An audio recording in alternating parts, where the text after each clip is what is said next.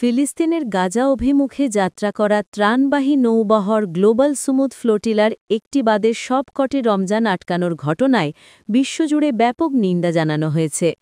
বুধবার সন্ধ্যায় ইটালির রাজধানী রোম, আর্জেন্টিনার বুয়েনস আইরেস, তুরস্কের ইস্তাম্বুল সহ আরও কয়েকটি দেশের সাধারণ মানুষ রাস্তায় নেমে প্রতিবাদ জানায়।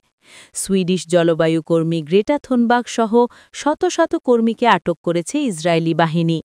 ইসরায়েলের পররাষ্ট্র মন্ত্রণালয় জানিয়েছে, গ্লোবাল সুমুদ ফ্লোটিলায় যারা ছিলেন তাদের একটি ইসরায়েলি বন্দরে নিয়ে যাওয়া হচ্ছে এবং সেখান থেকে তাদের নিজ দেশে ফেরানো হবে।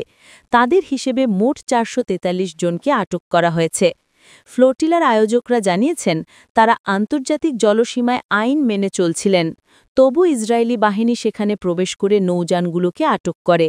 এই ঘটনাকে তারা অপহরণ আখ্যা দিয়েছেন। জাতিসংঘের মানবাধিকার বিষয়ক হাই কমিশনার ভলকার টুক ইসরায়েলকে দ্রুত গাজার অবরোধ তুলে নিতে এবং সব সম্ভাব্য উপায়ে জীবন রক্ষাকারী উপকরণের প্রবেশাধিকার দেওয়ার আহ্বান জানিয়েছেন। OBC টেলিভিশন নিউজ টাইম, সত্য প্রকাশে অঙ্গীকারবদ্ধ।